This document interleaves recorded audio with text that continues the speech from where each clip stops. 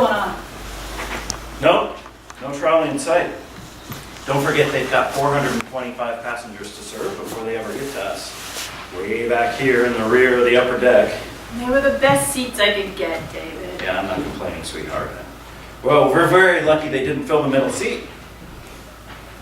They should be coming to us first. I ordered vegetarian for both of us. You ordered vegetarian for me? Yes. And David, it's much higher quality food. Yeah, well, so much for desserts, probably tofu pudding.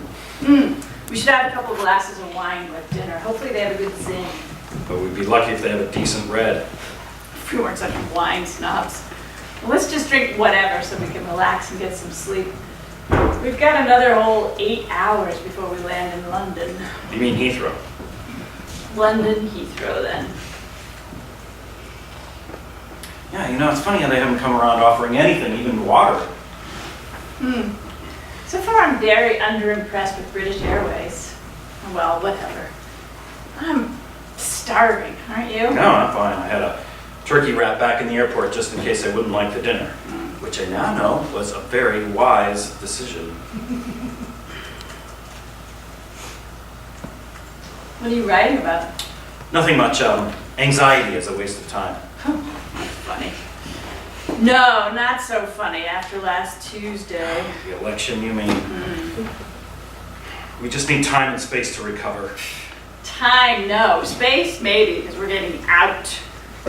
And David, I will never get over the fact that you voted for that idiot, what's a Lupo libertarian. I never should have told you. Besides, you know, I didn't think she was up for the job. Oh my God! I can't breathe. Not up for the job. Only the most qualified person ever. I will never understand how you could think that way. You didn't get so hysterical about things that have already happened. Whatever, he's president now. Let's just not think about it and try to enjoy this trip together. David, it's a lot more than a trip. You're determined to take this job then? Yes, David, I signed the contract already. Oh, whatever. As long as you're sure you want to live in Dundee. More than ever. Besides, Dundee is tops in medical research. And you said that you could work anywhere in the world as long as you had your laptop. I just don't know. Wait, you just don't know? Yeah, all of a sudden? I need to get this conference over with and... You just don't know? David, we need to talk about this. Could you please close down your blog? David, we need to start by looking at each other. Okay, just let me finish this thought.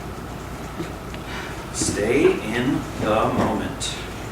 Listen to the space around you. Take your pulse. There, it is strong and steady. You are living in the here and now. There.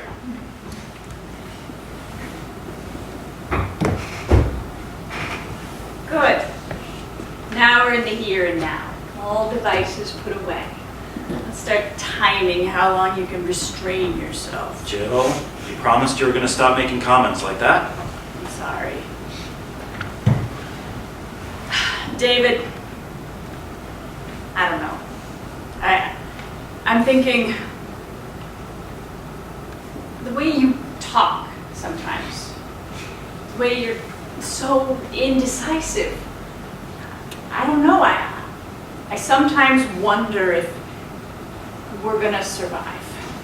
What does that mean? You know, I mean us as a couple.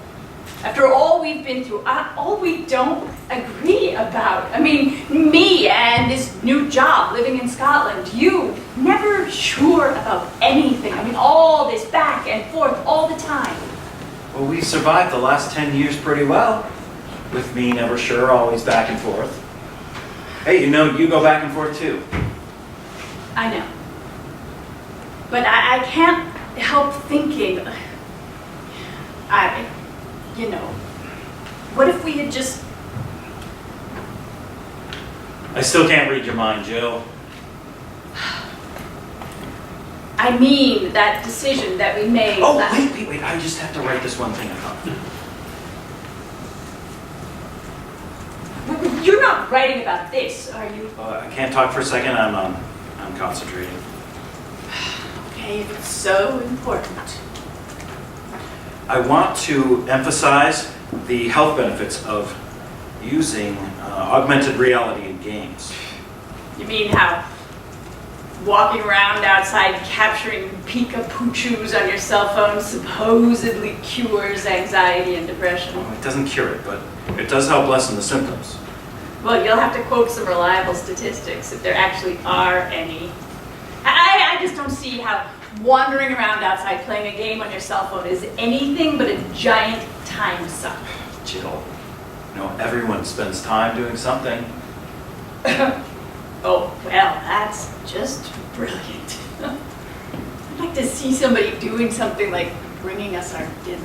Ladies and gentlemen, listen. may I have your attention? This is your Captain Rosemary Lawson speaking. I have an important announcement to make.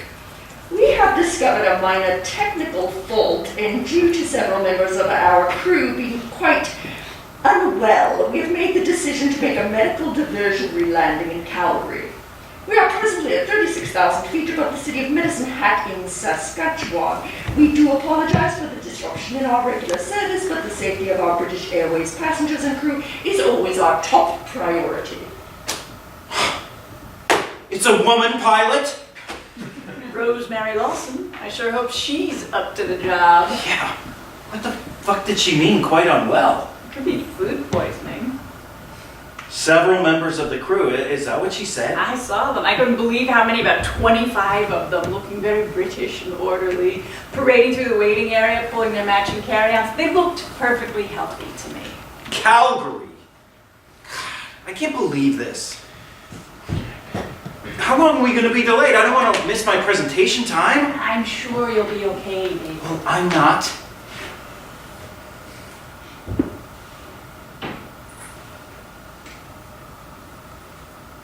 David, I'm starting to get a really bad feeling about this. Oh, calm down. Everyone around us perfectly calm. We don't really know anything yet. Quite unwell? It must be the crew that's supposed to be up here. That's why we didn't get any dinner. Well, see, you should have had some of my wrap when I offered it to you. I've completely lost my appetite. Did she say a minor technical fault? What exactly does that mean? I don't like this at all. We have no idea what might be going on in the outer world. David, go Jill, online and sweetheart, check if the... there's no Wi-Fi, no cellular. Oh my God, so we're completely cut off then. It's not the end of the world. We'll be landing soon, then we'll find out what's really going on. I can't help thinking I never should have booked our tickets for this date. Well, what's wrong with this date all of a sudden? Ladies and gentlemen, this is your Captain Rosemary Lawson again. We might not be able to land in Calgary after all. We are checking with the Vancouver International Airport instead. They might be better equipped to handle this Airbus. Vancouver? Well, we'd be going backwards. It could be like 9/11 when all those like 50 planes in the air had to land in Newfoundland and the passengers had no idea why until they landed. Yeah, actually 52 planes. But at least they landed okay. Why aren't they telling us what's really going on? I mean, this whole thing doesn't make any sense. Yeah. A minor technical fault and some of the crew unwell. They must be connected. Remember back when you said that you couldn't breathe? I bet it's the ventilation system. We're not getting enough oxygen to our brains. That is why we are not thinking straight. Oh, don't start thinking irrationally. No, you always say don't start, but I'm always just looking for clues. What do you think I'm doing? We'll be fine. You're always saying everything's going to be fine, especially when it isn't. I have to think positively, and so do you.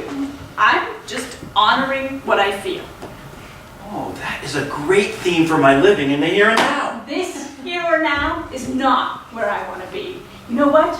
I'd be having our baby today, November 14th. We never should have traveled on my due date. Jill, stop it. You know, you wouldn't have this great opportunity in Dundee, working for in vitro diagnostics. I'm not sure about Dundee anymore. I just don't want this to be the end of us. Oh, stop talking that way. It's the sound of her voice that's got us, you know? There's nothing wrong with her voice. She's just not telling us what's... I don't know. I don't think she's being completely truthful. She doesn't want the passengers to start freaking out. She's trying to calm us with the word diversionary. She says Diversion rate. Yeah, well, it's better than saying emergency landing. Oh my God, is that what this is going to be? This plane is gigantic. No, it's not an emergency. It's taking too long. So relax, Jill. Let's talk about something else. Guess what I was just thinking? David, just tell me. I've always wanted to go to Calgary, to the Calgary Stampede. When this is all over, let's make a plan on going. Sure. I never knew you always wanted to go to Calgary. Yeah, when I was, my dad took me to the rodeo roundup in Red Bluff a few times when I was about 11.